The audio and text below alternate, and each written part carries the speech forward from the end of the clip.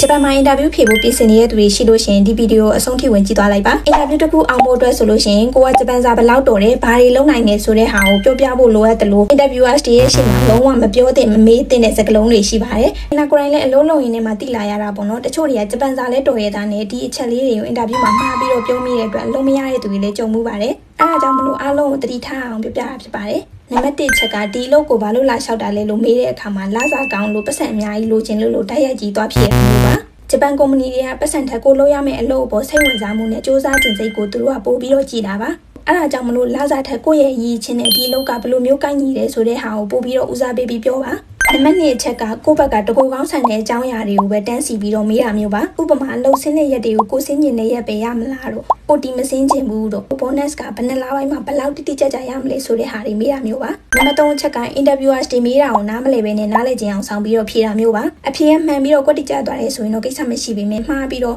မေးတာတခြားဖြေရတခြားဖြစ်သွားတယ်ဆိုလို့ရှင်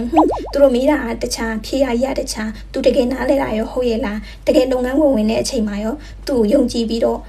အလုပ်ခံလို့ရပါမလားဆိုပြီးတော့သူတို့ကတွေးတော့မှသိကြပါတယ်ကိုယ့်ရဲ့မိခင်ဘာသာစကားမဟုတ်တဲ့အတွက်အလုံးစုံကြီးနားလည်နေမှာမဟုတ်တာသူတို့သိပါတယ်အဲ့ဒါကြောင့်မလို့ထပ်ပြီးတော့မေးပါအားမနာပါနဲ့ကြောက်ဖို့လည်းမလိုပါဘူးရှင်နံပါတ်4ချက်ကအင်တာဗျူးပြီးလို့တခုခုမေးကြရှိသေးလားလို့သူတို့ဘက်ကမေးလာတဲ့အခါမှာလွတ်လွတ်ကူကူလေးပဲဘာမှမရှိဘူးလို့ဖြေလိုက်တာမျိုးပါအဲ့ဒါဆိုလို့ရှိရင်သူတို့ဘက်ကနေပြီးတော့तू ကငါတို့ကုမ္ပဏီကိုတကယ်စိတ်ဝင်စားတာရောဟုတ်ရဲ့လားဘာမှလည်းမမေးဘူးပေါ့နော်အဲ့လိုမျိုးတွေးသွားစေနိုင်မှာပါအဲ့ဒါကြောင့်မလို့တကယ်လို့အလုပ်ရခဲ့လို့ရှိရင်ဘာတွေကြိုတင်ပြင်ဆင်ထားရမလဲအတူတူလုံးမဲ့သူတွေရဲ့ဖုန်းကြီးကဘယ်လိုပုံစံမျိုးလဲဆိုတာကိုမေးလို့ရပါတယ်အဲ့ဒါဆိုလို့ရှိရင်သူတို့ကုမ္ပဏီကိုတကယ်စိတ်ဝင်စားပြီးတော့အလုပ်လုပ်ချင်နေဆိုတဲ့ပုံစံမျိုးကိုပေါ်လွင်သွားစေမှာပါကဲအဲ့ဒါဆိုရင်အင်တာဗျူးအတွက်လည်းဆောင်းရင် tips လေးတည်ပြီးသွားပြီဆိုတော့အင်နာရဲ့ page messenger မှာအမြဲတမ်းလာမေးနေကြတယ်အမကြီးဂျပန်စကားမကျွမ်းသေးရင်ရောအလုပ်တွေပြင်မှာရှာရမလဲလို့မေးတဲ့သူတွေအတွက် IOR app ဆိုတဲ့ application တစ်ခုအကြောင်းပြောပြချင်ပါတယ် application လေးကမြန်မာလူမျိုးတွေအတွက်တည်တံ့ထုတ်ထားတာဖြစ်တဲ့အတွက်ဂျပန်ပြည်တွင်းကအလုပ်တွေကိုဘာသာစကားအခက်အခဲမရှိဘဲနဲ့လွတ်လွတ်ကူကူရှာလို့ရမှာပါ